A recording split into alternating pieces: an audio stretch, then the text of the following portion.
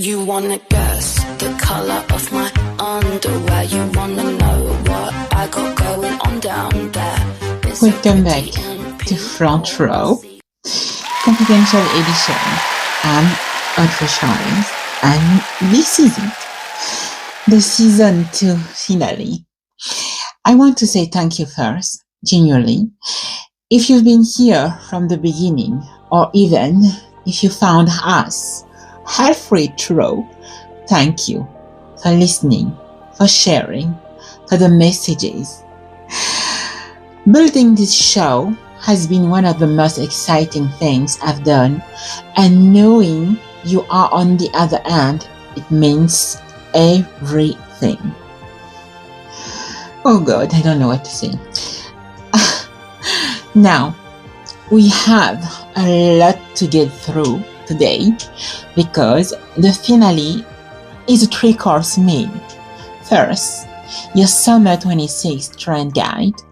What's actually worth your money, what's gorgeous on the runway and unwearable in real life, and what you need to know before you shop.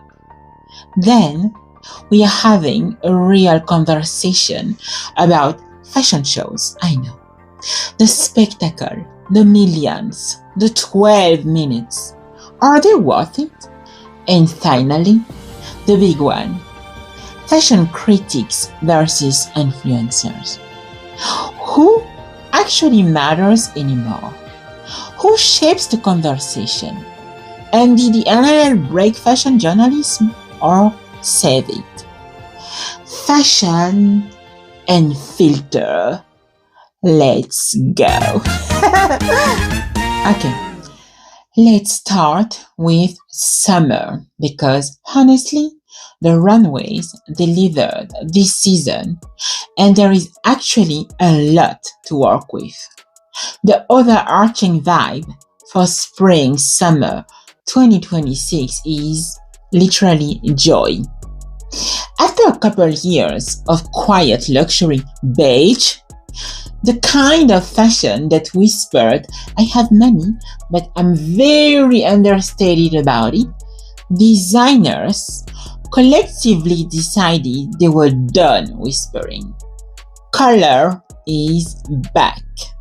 Bold, unapologetic, slightly chaotic color is back. And I'm here for it, actually. Let me walk you through what I really think that matters. Color, and specifically the ones that are actually wearable. The big runway colors this season are chartreuse green, which is that electric yellow green that either looks genius or looks like, I know I'm gonna be shady, a highlighter depending on how you wear it. Cobalt blue. Powder pink, which I'm going to be wearing probably this week. I don't know. Let's see. Which is softer and more interesting than the blush of a few years ago, Balenciaga. And cherry red, which actually never really left, but is particularly strong right now. The color trend forecasters at WGSN have named transformative teal as the color of the year. I don't know why. That deep blue-green that works on almost every skin tone and reads as both fresh and sophisticated. Personally, teal and cobalt blue are my recommendations. They photograph beautifully, they translate to real life easily, and they are not going anywhere, my dear. Sheer done right. Sheer fabrics were all over the spring-summer 26 runways. Sheer shirts, sheer skirts, sheer dresses, other solid linings. Now, before you panic, this is not a look that requires you to be comfortable showing everything like I do. The way it works best is layered. A sheer column dress over a silk slip. A sheer blouse over a camis. It's about texture and light, not about exposure. Hermès did it beautifully. Crisscross bustier under a sheer layer all in leather. It's fashion fantasy that you can actually interpret for real life. The visible bra moment, which I'm not really for it. Speaking of layers, bra as a top or bra as visible element of an outfit is having a serious moment. Hermes, Jill Sander, a bunch of others. Again, in real life, this means a beautiful structured bralette under a blazer or layered under a sheer shirt. It's not as radical as the runway makes it look like. It's actually very wearable if you approach it as structure rather than underwear. Big skirt energy. Statement skirts, full, dramatic, bubble, maxi, architectural are the defining silhouette of 2026 according to basically every editor I've been reading. Prada's taffeta mini skirt has already gone viral. But the more accessible version, the full midi skirt in a bold color or interesting texture, easy to dress up, easy to dress down, makes you feel like you are in a movie, my darling. 80s shoulders, yes, but make them soft. The 80s power shoulder is back, definitely, but this time around, it's not the dynastic padded blazer from 1984. It's softer, a defined shoulder, a strong silhouette without the aggressive architecture. Saint Laurent did it beautifully. Ralph Lauren's Fall 2026 show had it too, if I remember correctly. It's the one trend that men and women can both lean into equally well. What to skip, my loves? Polka dots. I know. They are everywhere. The editors love them. Jacquet must show them beautifully, but polka dots are polarizing. They photograph easily on the runway and they are deeply annoying to wear in real life, unless you are Audrey Hepburn. Skip the polka dots, my love, and spend that money on a good pair of heels. Because yes, heels, classic slingbacks, block heels, mules, they are making a quiet and steady comeback. Not the brutal stilettos of the mid-2000s. Elegant, wearable, slightly elevated heels. Buy them now before everyone else does it. I have a few collections that I think I'm gonna take out. Now, let's talk about fashion shows. Even that's what we are here. Because I have some thoughts. Every season, the fashion world holds its breath for Fashion Week. New York, London, Milan, Paris, Shanghai, Hong Kong, Brazil, everywhere you want. Thousands of looks, billions of dollars of press coverage generated, and the shows themselves, particularly the major Paris ones, have become something else entirely. They are not just presentations of clothing anymore, my darling. They are events. They are experiences. They are cinema. Dior's Spring 2026 show opened with an Adam Curtis documentary projected on a pyramid-shaped LED screen inside a darkened space in the Tuileries. Gucci's Fall 2026 debut had a space filled with replicas of statues from Uffizi Museum, a literal imagined museum in Milan. Valentino showed in Rome. Ralph Lauren took over a gallery in New York. The bar from production design has never been higher. And look, I'm not going to pretend I didn't love it. When these shows are great, they are genuinely moving. A good fashion show is one of the most singular experiences in contemporary culture. 12 minutes of a designer's vision made physical. The music, the movement, the clothes, the energy, of the room. There is nothing else quite like it, and if my phone will stop bumping, I will be able to record this podcast in peace. A major fashion show costs anywhere from $1 to $5 million to produce for 12 minutes, and the people in the front row, many of them are not even buyers. They are not even editors who will put the clothes in a magazine. They are celebrities and influencers who were given the seat and the clothes they are wearing and the hotel and the car in exchange for posting the 5 seconds about the show. The show is content. The show is a campaign. The clothes are they are secondary. And here is where it gets interesting, because the industry tracks something at fall 2026. The shows that resonated the most with critics and buyers were actually the ones that focused on the clothes. Not the most spectacular state, not the biggest celebrity front rows. According to the industry observers, the collection that led the season were grounded in identity and craft. Chanel, Prada, Miu Miu, Dior. Shows that had vision, yes, but where the vision was expressed through the garment first, not the spectacle. So the question becomes, is the mega production fashion show becoming a trap? Because once you establish that your show costs $5 million, you can never go back to a quiet showroom presentation. The audience expects the spectacle.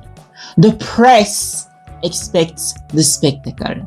The influencers need the spectacle to generate content. And so the budget grows every season, and at some point you have to ask, who is this for actually? Because here is what I know from my world of luxury.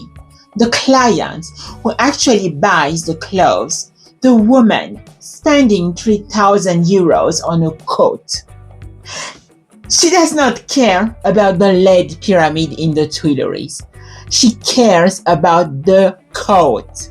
She cares about the fabrics and the cut and whether it's going to last 10 years or not. The show is for everyone except her. Now, I'm not saying get rid of fashion shows ever. No, please don't. I will be devastated and unemployed. But I think the industry needs to be more honest about what these productions are. They are extraordinary marketing. They are brand storytelling at the highest level. And sometimes, when the designer and the show align perfectly, you get art. But they are not always art. Sometimes, they are just very, very expensive content. And my darling, the difference matters. Okay, I know. Now, the big question, the one that's been simmering in fashion for about 15 years and still doesn't have a clean answer. Fashion critics versus influencers. Who matters more? Who has more power? And did social media, specifically Instagram and TikTok, fundamentally break what fashion journalism was? Now, let me give you the before picture first. Before social media, fashion journalism was very small.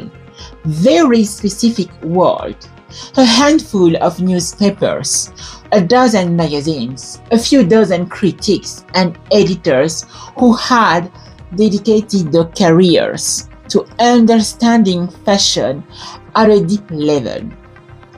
People like Katie Horan at the New York Times, Susie Menkes, Tim Blanks, Vanessa Fieldman. These were people who had been to hundreds, sometimes thousands of shows, who understood construction, history, cultural context, who could tell you why a hemline in 1967 changed everything, who could watch a collection and in 600 words explain not just what they saw, but what it meant. And the words moved the needle. A bad review from Katie Horan could genuinely hurt a brand. A rave review from Susie Menkes could launch a designer. The power was real. Then came Instagram. Then came TikTok. And suddenly, anyone with a following, a ring light, and an invitation to sit front row at a show could call themselves a fashion authority, which what? And the brands chasing reach, chasing content, chasing that instant post show spike on social media, starting replacing the critics with the creators. And I want to be careful here because this is not a simple story, because some of these creators are genuinely talented. Some of them understand fashion deeply, love it passionately, and bring audiences to it who will never have picked up a Vogue. The democratization of fashion media is not a bad thing. Fashion should not only belong to a room of 60 journalists in Paris. But here is what got lost. Independence, my darling, and context. A fashion critic has or should have no financial relationship with the brands they cover. Their job is to tell the truth about what they saw, even if the truth is uncomfortable, and I've been doing this all season long. An influencer, by definition, is in a commercial relationship with the industry.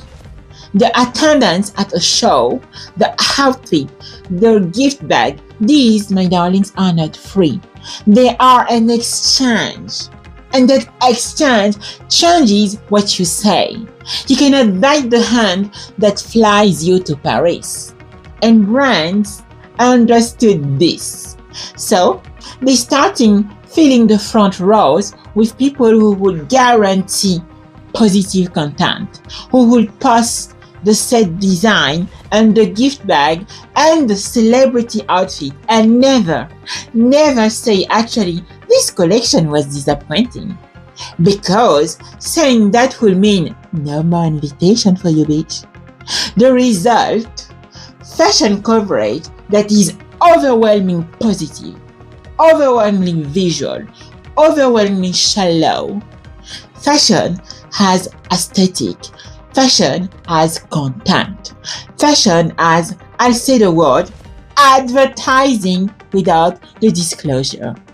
Now, the last one is so shady.